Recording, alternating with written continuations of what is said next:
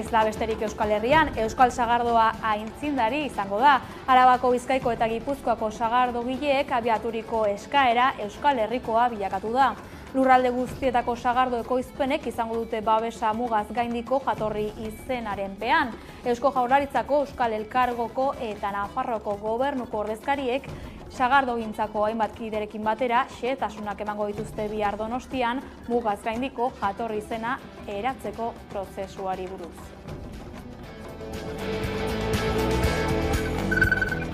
Arratsaldeon guztioi, argi mintzatu da Arnaldo Otegi, Bilduko koordinatzaile nagusia bateragune auziari buruz. Atzo, Espainiako Auzitegi Konstituzionalak amaitutzat eman zuen 14 urte baino gehiago iraunduen atala itxiz. Gaur egin du alderdiak erabaki horren balorazioa eta ezoiko mintzagaia izan dela nabarmendu du Otegik, ez daudelako ohiturik arrazoia izatera Espainiako justiziaren kasuetan. Gu atxilotuak izan ginen, herri honetan, ezker abertzaleak estrategia ez aldatzeko. Aingordi, gu atxilotuak izan ginen, eszenatoki berri bat ez sortzeko Euskal Herrian. Eta gu atxilotuak izan ginen, borroka armatua, etaren borroka armatua, ekuazio politikotik ez ateratzeko. Hori zen helburua. Eta hori oso garbi daukagu, 15 urte beranduago oso argi geneukan bezala momentu aretan. Hau oso gordina izan daiteke, baina hau egia da. Behargin bat hilda gaur goizean Errenteriako Altzate auzoan aldamio batetik erorita. Ertzaintzak goizeko 11:04 aldera izan du gertakariaren berri eta larrialdi zerbitzuek gizona berpizteko ahaleginak egin dituzten arren ez dute lortu.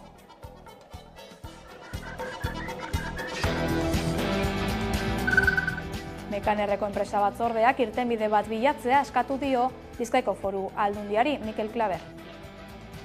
Laudioko Glabistako langileek mobilizazio berri bat burutu dute beraien lanpostuen defentsan. Enplegu erregulaziorako espedientea etenik dagoen bitartean, Gasteizko merkataritzako epaitegiak, Guardian enpresari, Glabistaren jabe ohiari, lantegiaren salmentaren dokumentazioa aurkeztea agindu dio. Operazio horretan egon zitezkeen irregulartasunak aztertzeko. Bien bitartean, Laudioko Glabistako langileek beraien lanpostuen defentsarako mobilizazioekin tinko jarraituko dutela iragarri dute. Apirilaren 2 eta 3 epaituko dituzte Jean Noel Etxeberri Txetx eta Beatriz Moye Parisen. Txetx bakegileak Lausoko operazioaren arira. Epaiketaren aurrean agerraldia egin dute dena asumitzen dutela eta berriz izango baritz berriz egingo luketela esan dute bertan.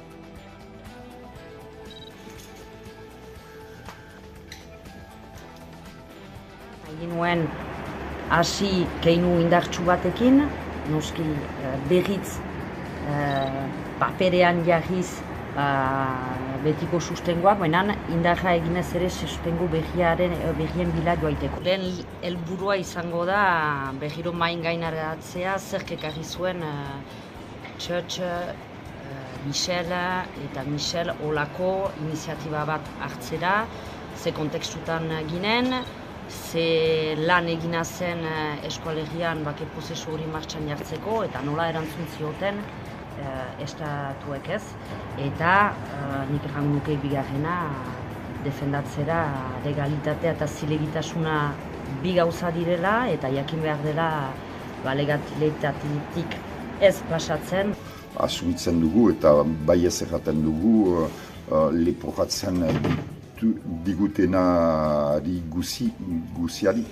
Jolaz hori keinu garantitzu bat lizateke instituzioak erraiteko, ulertu dugu, egoera aldatu dela, hori alde berri bat ireki nahi duela eskual gizarteak eta guk lagunduko dugu gatazkaren ondorioak konpontzeko bidean eta orrialde berri hori definitiboki irekitzeko.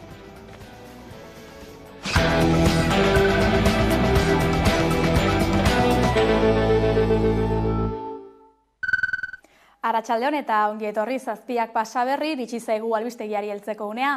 Baztanen hasiko dugu albistegia, herrizko eremuaren etorkizuna ez bai dute baztandarrek erabakiko.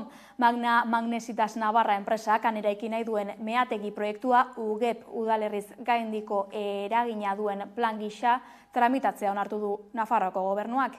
Eta hortaz, sustatzaileek ez dute baztango udalaren edo herritarren oniritzirik behar. Erdiz bizirik elkarteak egin du salaketa.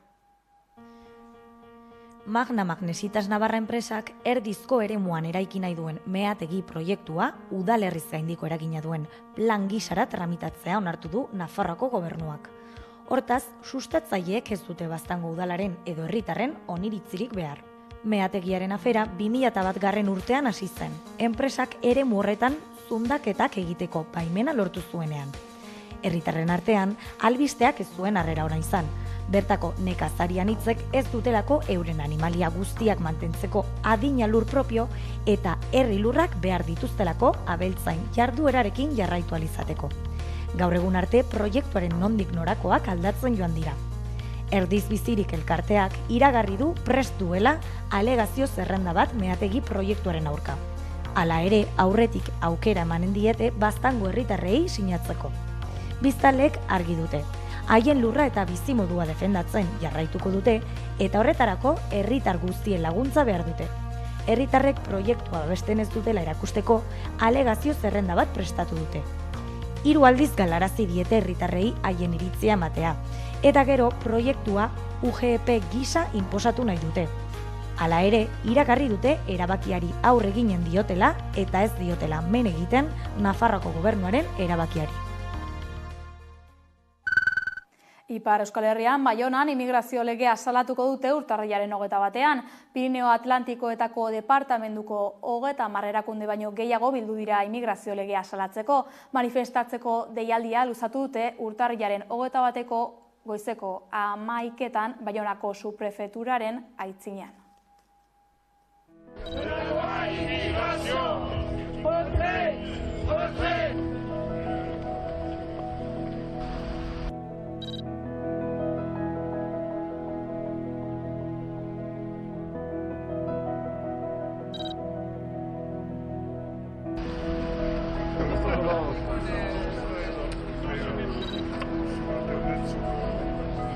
Ensuite, on se dirigera tous en projet de vie.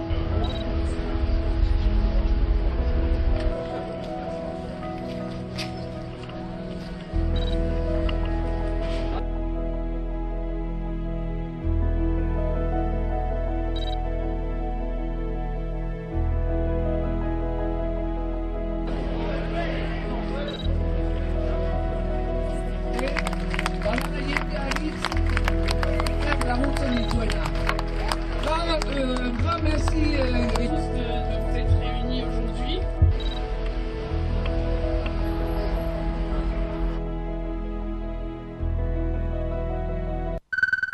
Indarkeria zariko egoera jarraian, azken berria da eraso homofobo bat izan zela San Tomasetan, abenduaren 21 Bilbon. Eraso homofobo eta faxistak ugaritu diren garaiotan, ze forma du eskuin muturrak Euskal Herrian. Gaia hitz egiteko, pantailaren beste aldean dugu Eneko Ander Romero politologoa. Arratsaldeon, Eneko Ander. Kaixo, arratsaldeon. Hasieran esan bezala, eraso homofobo zein faxisten gorakadan bizi gara, zein da gaur egun dugun testuingurua? Esan behar dugu azken urteetan asko hitz egin dela eraso faxisten eta orokorrean gorroto delituen inguruko gorakadaz. Esan beharra dago datu horiek interpretatzerako orduan gaur egun kontzientzia gehiago daudela eraso horien aurrean eta berez salaketa mailare goruntz egin duela. Hori fundamentala da aztertzeko ea gorakada bat egon dana ala ez. Bai egia da eta hori ukaezina da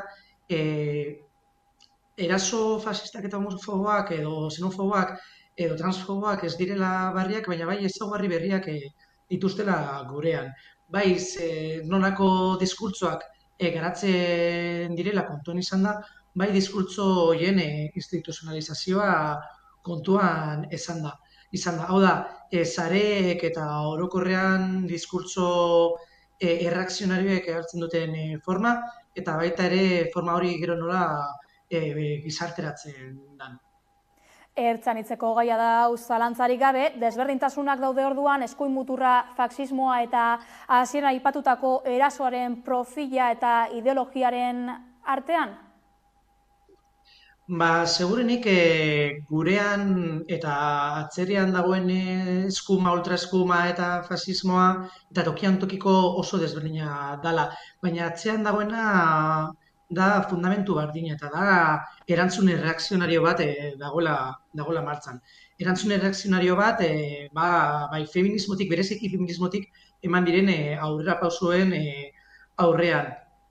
Eta hori da, berdindu deitu fasismoa, berdindu deitu transexcluyente diren feminista radikalak, danaren atzean, dana horren atzean dago erantzun erreakzionarioa. Erantzun erreakzionarioak zer bilatzen du finean status quoaren mantenimendu bat.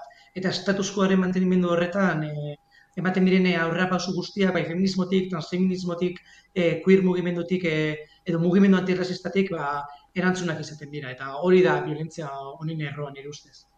Orduan esan dezakegu, ezin dela egoera ulertu, feminismoan dauden aurrera pauso horiek kontuan izan gabe, ezta? Jarrera hauek, orduan, ideologikoki eskuinaren alde dauden pertsonez gain, ezkerreko ideologia omen duten horietan ere nabaritzen hasi da?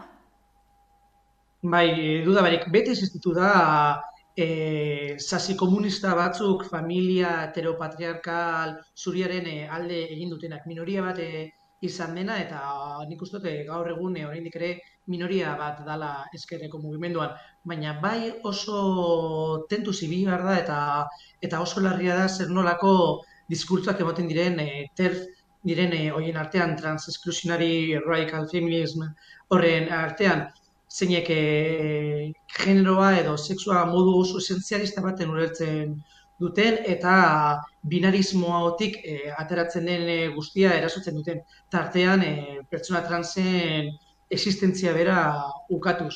Hori gurera ere heldu da, baina mundu osoan zehar ikusten ari garen tendentzia reakzionario larria da. Gurera etorrita, Euskal Herrian nolako egoeran gaude, zein da gure testuingurua? Bai, bueno, zer baino lehenago esan behar da, lurraldearen arabera asko aldatzen dela erreakzio hori bai Euskal Herrian, bai hegoalden eta baita iparralden ere. Egia da, geurean, borroka ibilbideagatik eta bai zer nolako antolakuntza maila egon den kontuan izan da, fasismoak espazio gutxiago duela konparatuta adibidez estatu espainolarekin edo estatu frantsesarekin. Baina dudabarik bai existitzen da geurean ere. Eta baita ere aipatu dute TERF mugimendu hori, gurean oso aktibo dagoena, ezin dugu ahaztu Bizkaian bertan alderdi sozialistak ahaldun nagusirako hautagaiak publikoki modu oso publikoan eta oso modu nabarmenean trans pertsonen aurkako gorroto diskurtsoak zabaltzen dituela eta gaur egun ahaldun nagusia ez izan arren Bizkaiko gobernuan dago. Beraz, diskurtso horiek garatzen dira eta diskurtso horiek hainbat instituzioetatik baita ere babesten dira modu esplizito edo implizitu baten.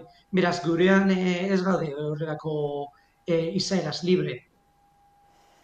Gurean egoera aipatuta, Espainia mailan Ferraz auzoan dauden pertsonak ere egoera honen islada direla esango zenuke?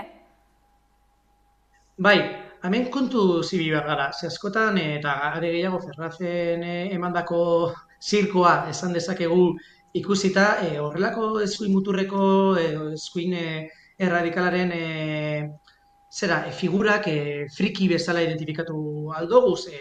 Eta ulertu behar da, hau dala nolabait masa fasismo baten erakusle. Ez horiek Espainia, baina Espainian nabarmen ikusi da. Ezta? Ferrazen urteazkumeko familia desberdinak batu indira, bai PP-ko radikalak, neoliberalak, nazional katoliko klasikoak, katoliko estremistak, hainbat argazki ikusi ditugu. Kontu zibi behar gara, pentsatu aldugu barre egiteko kontu bat dela, baina horren atzean dagoena da diskurtso oso arriskutsu bat. eta diskurtso hori helarazteko eta zabaltzeko estrategia konstiente bat.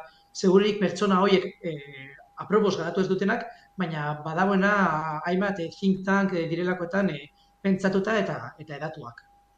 Euskal Herritik Espainia mailara joan gara, Frantzian ere migrazio legearekin ere egoera hau ere ikusten da, eta mundu mailan Argentinara begira ere badago zer esana. Bai, frantzez aipatu duzu eta frantzez segurenik izango da ultraskumaren adierazle nagusienetariko bat ikusterakoan ze arriskua daukan nolabiteko ultraskumaren banalizazioa. Ikusten dugu nola ultraskumak lortzen duen esartzea nolabait ideologia, oinarrizko ideologia bat, edo ideologia bat, marko bat, gero beste alderdi batzuk eta gero beste mugimendu batzuk emote zibilizatuagoak omen direnak, erosten dutenak eta nola politika fascista edo ultraskumako politika erreakzionario horiek kontagiatzen dira beste alderdi batzuetan, kasu honetan makronismoan. Aipatu duzu Argentina baita ere, baina baita ere Estatu Batuak, izan dugu Brasil, adibide anitz daude.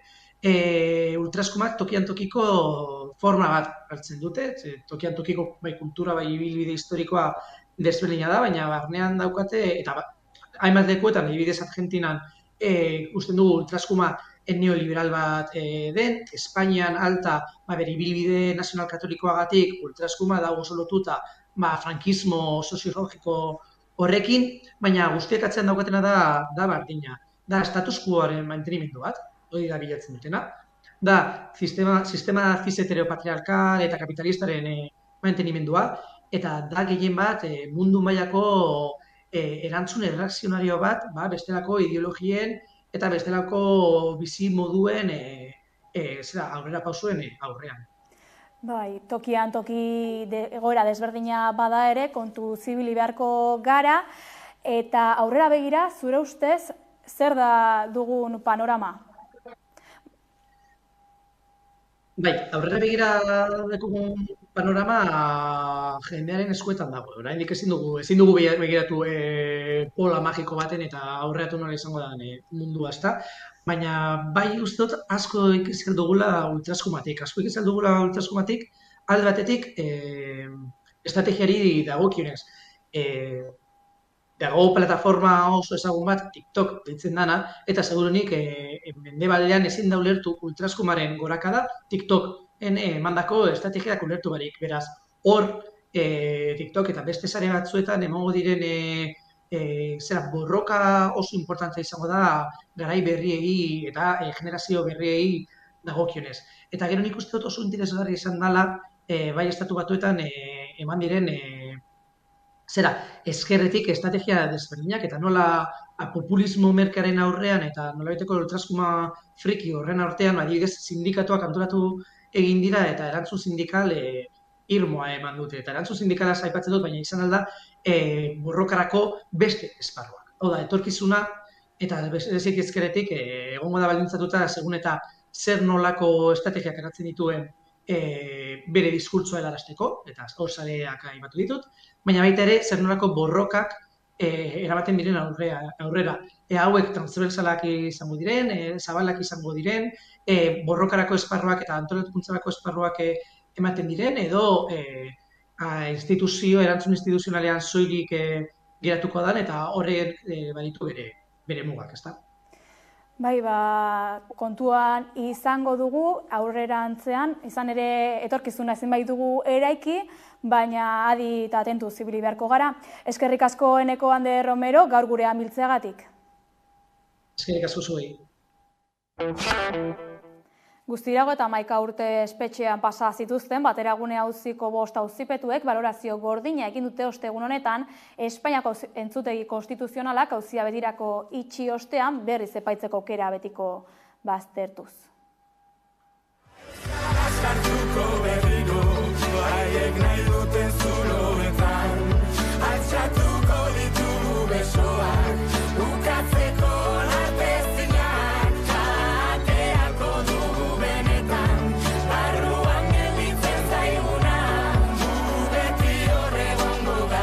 Zuekin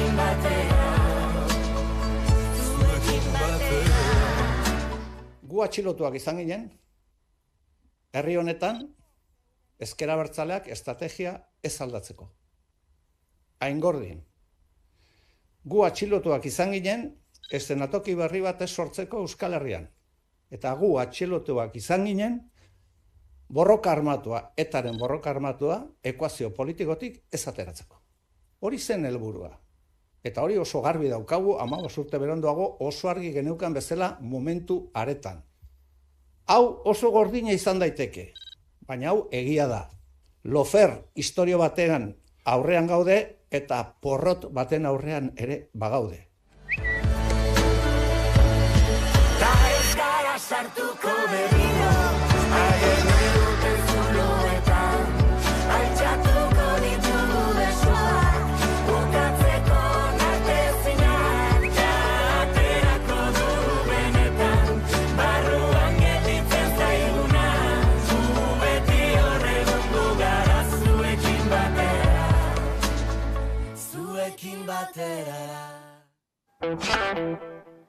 Kultura gaien inguruko berriak jasotzeko pantailaren beste aldean dugu Irati Agirre Azkuenaga.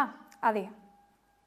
Bastanen Euskal Nobela Beltzaren astea egingo dute urtarriaren 22-tik 28-ra. Datorren astelenetik aurrera beraz. Aste betez izango ditugu hil beltzan, genero beltzeko liburuen aurkezpenak, mahai inguruak, solasaldiak eta gehiago. 10. edizioa da aurtengoa, eta bertako ekitaldietan parte hartuko dute besteak beste Josu Martinez zinemagileak, Ernesto Prat idazleak eta Nerea Ibarzabal eta Laia Martin bersolariek. Beraz, egitaraua pixkat gainetik komentatzerren, ekitaldiak Zeibaiaratan izango baitira. Astelenean, hilak 22 zazpiterrietan, idazlekin solasean, 6. hilbeltza bekaren irabazleak, Beñat Irastorzak alegia, altza hildakoak Fred Vargasen eleberriaren itzulpenaren inguruko solasaldia eskainiko du Arizkunen. 24an asteazkenez, arratsaldeko 7:00 Eusebio Erkiaga, Arranegitik Bertze auzo batzuetara, Miren Agur Meaberekin solasaldia izango dugu, Anisko Mendiarte elkartean, eta ostiralean, 7:30 Mirande film baterako zirriborroa dokumentala, Josu Martinez zuzendariarekin 3:00. Larun batean, Sorgin Eiza Euskal Herrian izeneko mahai ingurua izango da, Amaia Nauzia, Asisko eta Juainaz Paul Arza islariekin, moderatzailea Aneslaba delarik, eta eguerdian Baskaria egongo da erratzuko elkartean. Igandean aldiz, 7:00, bukatzeko bertso saioa izango da Arizkunenea Kultur Etxean Elizondon. Variopintas kolektiboak korrespondentzia erakusketa eskaini du Iruñeko Ziudadelan. 8 gutun kutxek eta 8 gai personalek osatzen dute 60 artelan baino gehiago erakusketa hau. Esan bezala Iruñan egongo da Iruñeko Ziudadelako bolborategian eta 8 gai desberdinetatik abiatuta sortutako 64 lan egongo dira bertan. Antolatzaileen esanetan, korrespondentzia proiektua 8 gutun kutxa eta 8 gai persolanen inguruan mamitu dute, eta horretarako bakoitzaren inguruan 8 proposamen sortu dira. Hau da, 8 hitz egiteko modu, ezta hitzaren adiera ezberdinekin jolastuz eta aldian gutun bat edo pakete bat entregatzeak sortzen duen komunikazio horri baita ere foko jarriz edo izpide hartuta. Eta era berean, korrespondentzia proiektu honek hitz horren funtsesko beste adiera bat badakarrela ere azaldu dute, hau da, batak bestea hartatu eta zaintzeko ekintza. Leire Olkotzek, Idoia Iribertegik, Berta Zueskunek, Mila Garziak, Gabriela Barriok, Itziar Goinik, Rebeka Gilek eta Kontxa Pasamarrek sortzen dute kolektibo hau. Eta, batzuk esan duten, aterako Mila Garziak, historia txikietan oinarritutako proiektu honetan, batez ere, pospolo kasa batean sartu daitezken bizipenak ekartzea izan dute helburu. Emakumeen begiradak, baita ere, emakumeen begiradari garrantzia eman, eta batez ere begirada horiek berri interpretatzeko beste era batzuk edo interpretatzeko modu batzuk. Kolektiboko kide batek, Rebeka Gilek, haurtzaroa aurkeztu du bere kutsatxo horretan, haurtzaroa iraganerako leio, bestela gure oroitzapenen eta bizipen maitagarrienen iraganerako leio bezala. Eta beste sortzaileetako batek, Itziar Goñik Mataza izeneko kutsatxoa aurkeztu du, eta bertan, 8 paragrafotan kontatzen du Kruzitaren bizitza. Beraz, hor ere erronka berri bat, hau da, emakume baten historia askotariko 8 emakumeren begiradaren bitartez irudikatzea. Kontxa Pasamarrek aldiz basoa lana aurkeztu du, eta bertan sormenezko hurbilketak ahalbidetzen ditu lurralde desberdinetara. Esan bezala, 8 ikuspegi eta erakusketa otsailaren 11 arte egongo da ikusgai Iruñeko bolborategian. Bihar, urtarrilaren 19 ostirala. Alfredo Sansolen testuaren egokitzapena da obra hau, eta istorio txikietan dago oinarrituta. Udaren nostalgia eta haurtzaroaren askatasun galdua ekartzen ditu gogora. Gainera, eguneroko bizitzako errutinatik kanpo proiektatzen ditugun adiskidei, harreman personalei eta fantasiei buruzko hausnarketa proposatzen du 16 esketzetan. Itziar Lazkanok zuzendu du, batez ere gaztelerazko bertsioa, eta testuaren euskarazko bertsioa Patxo Telleriak egin du, eta zuzendari laguntzaile izan du bertan Inigo Kobo euskarazko bertsio horretan.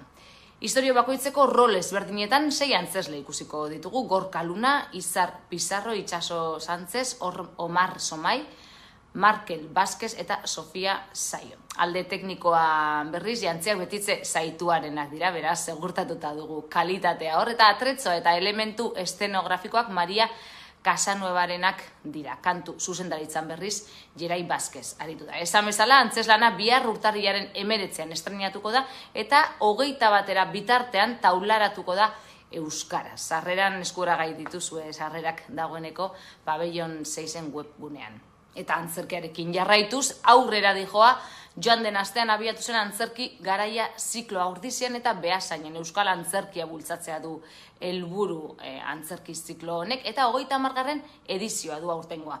Antzerkia edatu eta ikusleak, batez ere gazteak erakartzeko egitaraua antolatu dute aurten ere, eta antzerki taldeak eta obrak aukeratzerako garaian, antolatzaileek esan dute, kalitatea, muntaia, hizkuntza, euskara izatea, eta obren arrakasta izan dituztela izpide.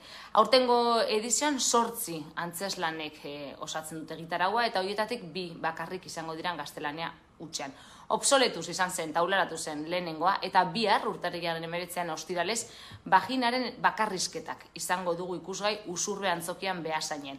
Begoña Bilbao zuzendari da, eta Ainhoa Etxebarria, Itziar Urretabizkaia eta Intza Alkain ditu bertan aktore humorezko lan honek. Ondoren, otsailaren 9 Almazenean egingo dute Ordiziako herri antzokian, Zuhaitz Gurrutzaga eta Iker Galartza aktore dituen pieza garratza esango dugu. Eta beste batzuk aipatzearren, martxoaren 1 postdatarik gabeko gutunak izango dugu Ordizian bertan baitare, Kepa Errasti eta Nerea Ariz Navarretarekin.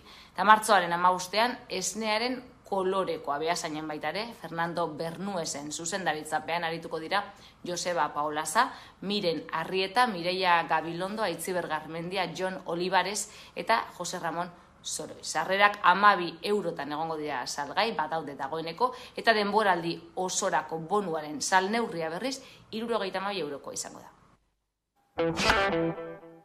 Azken albiste honekin iritsi gara albistegiaren amaierara, hauek izan dira momentuz jaso ditugunak, bestela ere bakizue guztiak eta gehiago nahi duzuen aldiro 11.eus atarian. Ongi izan eta gero arte.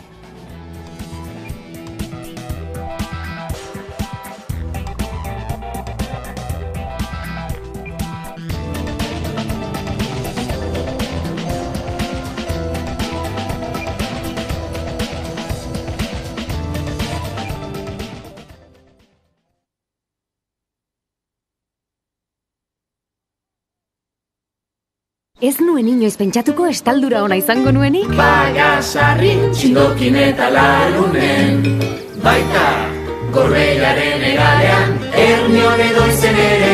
Euskaltelekin estaldurarik zabalena duzu hemen, eta hemendik kanpo, eta gainera 5G ere bai. Euskaltel, zer nahi duzu bihar?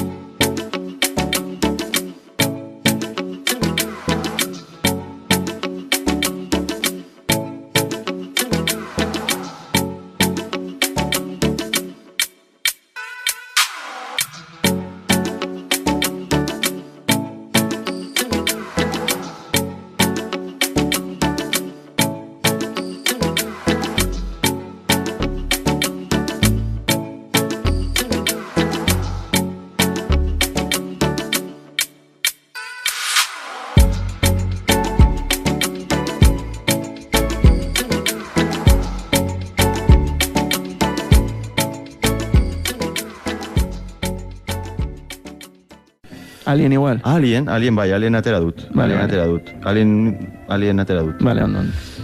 Oiek lauak aipatuko nituzke, eta gero pues, badatorrela nolabaiteko pixkat igual deriba bat gainberatxua bezala, eta gero aipatuko nituzke bere referentziak zuzenenak ikusten ditudanak direla Hitchcock, Sergio Leone, ikusi dut ere bai nola da, Kubrick, Gilliam, bai, eta esango izu zergatik, osea, Hitchcock ikusi dut Ventana indiskreta. Daukala lehiotik begiratzarena, katalogikin begiratzarena, eta pixkat, bai, pixkat, Ventana indiskretan zerbait ikusi dut, eta ikusi dut pixkat bertigorekin, kolorekin jolazten du, berdea, gorria eta gizarte, ikusi dut pixkat Hitchcockekin zerbait. Gero ikusi dut Kubrickekin ere bai, Resplandor, Shiningekin hor, zerbait hor, ere bai, pixkat koloreak, geometriak, eta ikustetan nolabait zertan erikatu den gero, oza, bera, eta gero, ez, Fincherren ikusi dut inkluso hori, Seven, Gilliamen Amabitximu, eta Brasil, eta Leoneren, adibidez, The Good, The Bad, and The, ezakite, and The Evil, ezakite, oza, ona gaiztoa, no seke, oza, hau, hori da. Eta hor badago estena supermitiko bat dela, meme bat, direla begiradak, begiak hor, eta superbarregarria.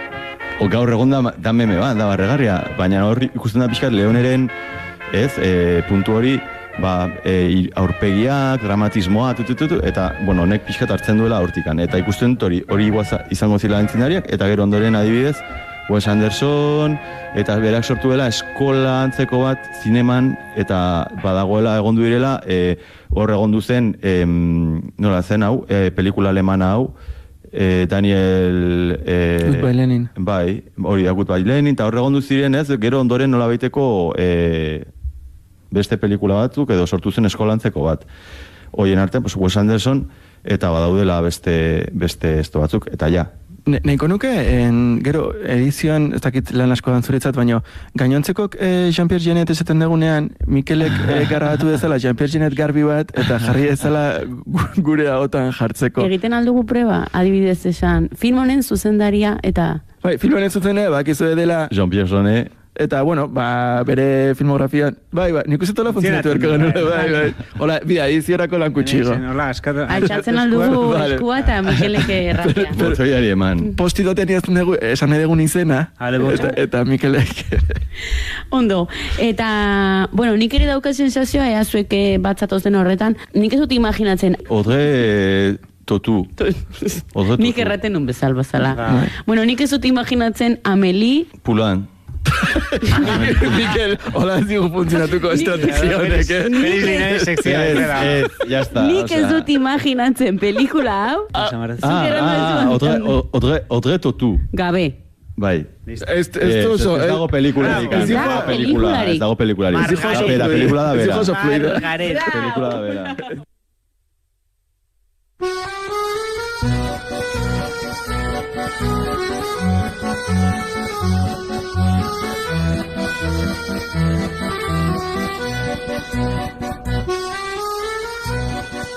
Hala ere, naiz eta hori gertatu zitzaigun, ni ez nago kontra, Igual gai hori ere lantzen aldugu, zaleak eta detraktoreak. Nik uste dut, Mikelek esan du hasieran, hasieran esaten azaltzen filmea eta hori, hartu dio susmo bat, gero jendeak erabili duela estilo hau, eta badirudi pixka bat koloreak saturatzen bali maituzu eta aite bali maizu zerbait pop, naif, kontatuta hola saltoekin, gelditu, hauts bat sartu, musika bat horrela akordi batekin, historia bat gertatzen dela komedia romantiko bat, eta ez dakize. Parixen badabeto. Formula horiek errepikatzen saiatuz eta ematen du pim, pam, pum, pum, eta ateratzen duzula, eta horrelako pila bat, eta horrek generatu dula bai eskola bat horrelako, eta beti ondia, filmen naifak eta horrelakoak, baina bai generatu dula horrelako zerbait, eta nahian horrek ez dakit, ere bai puristak dianak eta horrelakoak, esaten dutenak, munduko filmiko berena da, El Padrino. Eta, Ciudadanoke, bai, horlakoak esango izute, zergat, El Padrino esaten zuna dala bere filmikoena, ez izango, Ameli, filmon bada. Pesatzen, ez dakite. Bueno, hemen igual, ez dakizte sasitan sartzen. Baina, orain nola Chantal Ackerman ere bai, esan duten, dala, munduko filmiko berena, nola bait, jende guzti horri, El Padrino, bueno, pues igual, baina, ere bai, kritikoa dira, eta gero azkenean ere bai, Amelik esaten duna, imaginazioa, eta bakoitzak aizuzuk egin, gustatzen zaizun hori egin, eta egin ongia,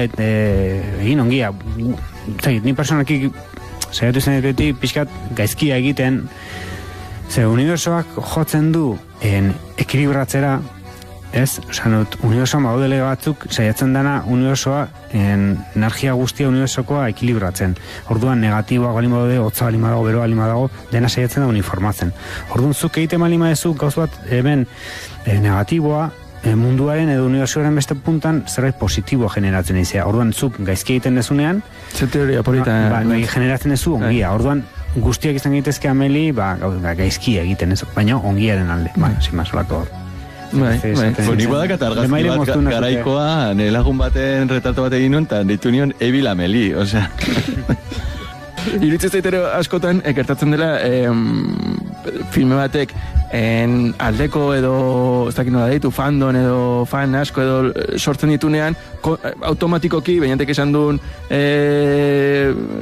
simbiziotiko horrengatik, hater asko sortzen ditula ere, eta Amelik sortu ditu hainbesteko jende, izugarri maite du filma, aldi berean sortzen dula gorrotu duen jende hori. Baina hori sortu da filme, orain dela gutxi ikusi dugu, noa pelikula hau, Everything, Every Today, Everything, Everywhere, Everybody. Baina filme...